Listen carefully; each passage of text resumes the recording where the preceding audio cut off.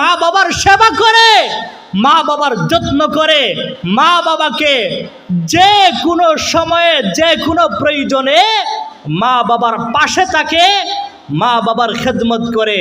রাসূল আকরাম সাল্লাল্লাহু আলাইহি ওয়াসাল্লাম এমন উম্মতের জন্য, এমন ছেলে এবং মেয়ের জন্য রাসূল সুসংবাদ দিয়েছেন।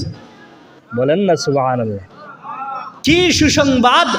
হাদিসের কিতাব তাবরানী শরীফে হাদিস আসছে। আন সাহল ইবনে মুআদ রাদিয়াল্লাহু তাআলা আনহু قال قال رسول الله صلى الله عليه وسلم من بر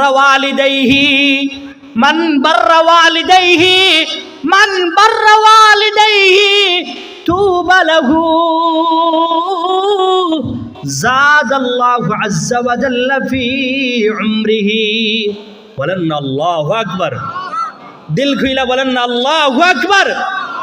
হযরত সাহল ইবনে মুআদ রাদিয়াল্লাহু তাআলা আনহু বলেন, রাসূল আকরাম সাল্লাল্লাহু আলাইহি ওয়াসাল্লাম বলেছেন, হে পৃথিবীর উম্মতেরা, হে আমার সাহাবায়ে কেরাম, হে আমার উম্মতেরা, শুনে রাখো, মান বাররা ওয়ালিদাইহি, যে তার মা বাবার খেদমত করে, মা বাবার সেবা করে, মা বাবার যত্ন করে, মা বাবার খোঁজখবর রাখে, মা বাবা থেকে আলাদা হয় না, মা বাবা থেকে পৃথক হয় না, মা বাবার সাথে সম্পর্ক বিচ্ছিন্ন করে না, সদা সর্বদা মা বাবার খেদমত করে, মা বাবার সেবা করে, রাসূল বলেন তুবা লাহু, আমি রাসূল তার জন্য সুসংবাদ দিয়ে গেলাম। সুবহানাল্লাহ। বাড়িতে গিয়ে রাসূল বলেন আমি তার জন্য সুসংবাদ দিয়ে গেলাম। আমরা রাসূলকে বললাম, ইয়া রাসূলুল্লাহ, ইয়া হাবিবাল্লাহ, ওগো রাসূল কি সুসংবাদ, কি সুসংবাদ?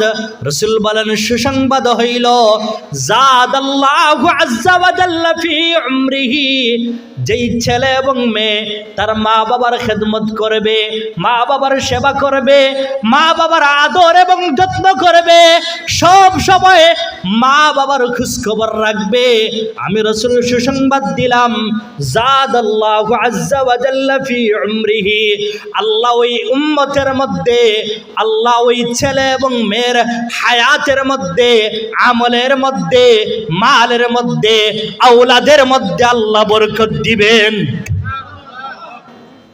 এজন্য পৃথিবীতে এমন কোনো মানুষ নাই যে তার মা বাবার খেদমত করেছে আর সে দুঃখী হয়েছে, এরকম কোনো মানুষ নাই। আর পৃথিবীতে এরকম কোনো মানুষ নাই যে তার মা বাবাকে কষ্ট দিয়েছে, মা বাবাকে কষ্ট দিয়েছে, মা বাবাকে আঘাত করেছে, মা বাবাকে দুঃখ কষ্ট দিয়েছে আর সেই মানুষ সুখী হয়েছে, এরকম মানুষ নাই। আমি কি কথা বুঝাইতে পারছি? পৃথিবীতে যত মানুষ মা বাবার খেদমত করেছে, মা বাবার সেবা করেছে, আল্লাহ তাদেরকে সুখে এবং শান্তিতে রেখেছেন। আর যত মানুষ মা বাবাকে কষ্ট দিয়েছে, আঘাত করেছে, মা বাবাকে বেজার করেছে, আল্লাহ এদেরকে লাঞ্ছনা, অপমান এবং কষ্টের জিন্দেগি দিয়েছেন। এজন্য আল্লামা ইকবাল খুব সুন্দর কইরা বলেন, খিদমতে মাদার পিদর কুন ইখতিয়ার, খিদমতে মাদার পিদর কুন ইখতিয়ার, তাকে বাশি দর্দ আলম বখতিয়ার, খিদমতে মাদার পিদর কুন সুবহ শাম, তাকে বাশি দর্দ আলম নেকে নাম। আল্লামা ইকবাল বলেন, হে পৃথিবীর ছেলেরা, হে পৃথিবীর মেয়েরা, মা এবং বাবার খেদমত করো, মা এবং বাবার সেবা করো, আল্লাহ তোমাকে দুনিয়া এবং আখিরাতে বাদশা বানিয়ে দিবে। দুনিয়া এবং আখিরাতে বাদশা বানিয়ে দিবে। ও দুষ্ট আহবাব, মুরব্বিয়ানে কেরাম, ও আমার যুবক ভাইরা, মাদ্রাসার ছাত্ররা, সদা সর্বদা মা বাবার খেদমত করব, মা বাবার সেবা করব, মা বাবার যত্ন করব, মা বাবার আদর করব, পাশাপাশি যেই জিনিসটা মতলব উদ্ধার করব। কি করব? বলেন না কি করব? মতলব উদ্ধার করব। সেটা কি? সেটা হইল সব সময় মা এবং বাবার কাছ থেকে দোয়া নিব। কি নিব? দোয়া নিব। এটা হলো একজন ছেলে এবং মেয়ের জন্য মতলব উদ্ধার করা। হাদিসে আসছে 3 শ্রেণীর মানুষের দোয়া আল্লাহর কাছে ডাইরেক্ট কবুল।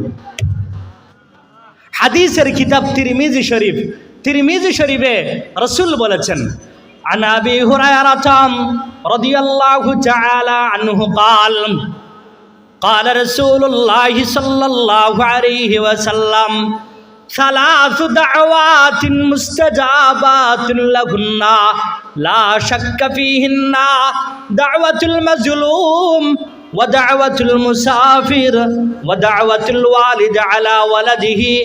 আবু হুরায়রা রাদিয়াল্লাহু তাআলা আনহু বলেন, রাহমাতুল আলম সাল্লাল্লাহু আলাইহি ওয়াসাল্লাম বলেছেন, হে পৃথিবীর মানুষেরা, হে আমার উম্মতেরা, শুনে রাখো, শুনে রাখো। আমি রাসূল বলছি, আমি নবী বলছি, আমি মুহাম্মদুর রাসূলুল্লাহ সাল্লাল্লাহু আলাইহি ওয়াসাল্লাম বলছি, সালাতু দাওয়াতিন মুস্তাজাবাতুন লাহুন্না লা শাক্কা ফীহিন্না। 3 শ্রেণীর মানুষের দোয়া। কয় শ্রেণী? একটু দেখান না, কয় শ্রেণী? 3 শ্রেণীর মানুষের দোয়া, 3 দল মানুষের দোয়া আল্লাহর কাছে ডাইরেক্ট কবুল।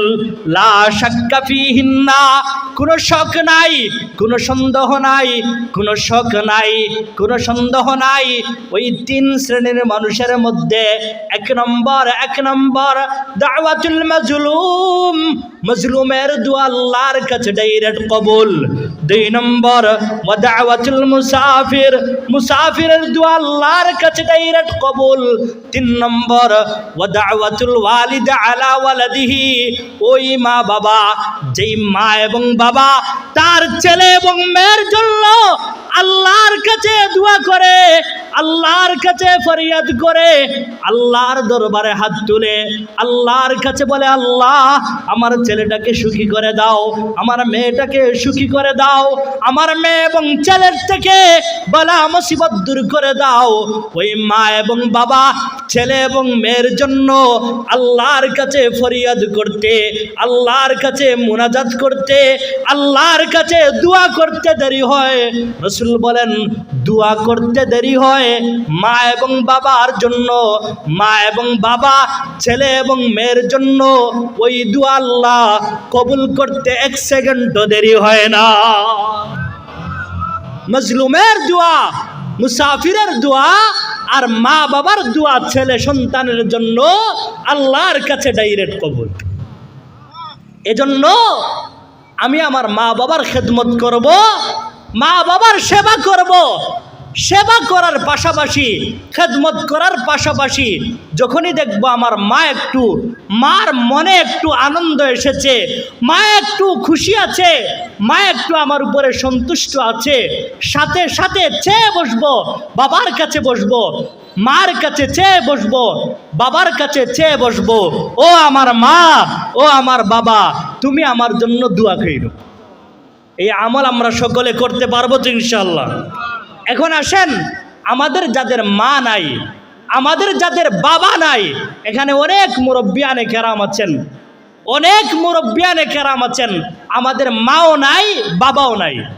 এখন আমাদের তো মন চায় মা বাবার খেদমত করার জন্য, মা বাবার সেবা করার জন্য। জিন্দেগি নাফরমানি এবং অন্যায়ের মধ্যে কাটিয়ে দিয়েছি। মা বাবা কি জিনিস, মা বাবা যে কত দামি জিনিস সেটা আমরা বুঝি নাই। মা বাবা দুনিয়া থেকে চলে যাওয়ার পরে বুঝে আসছে আমাদের জন্য কি কোনো ব্যবস্থা আছে? জি, আপনাদের জন্য ব্যবস্থা আছে। সেটা কি? হাদিসের একটা কিতাব আছে, আত-তারগীব ওয়া আত-তারহিব।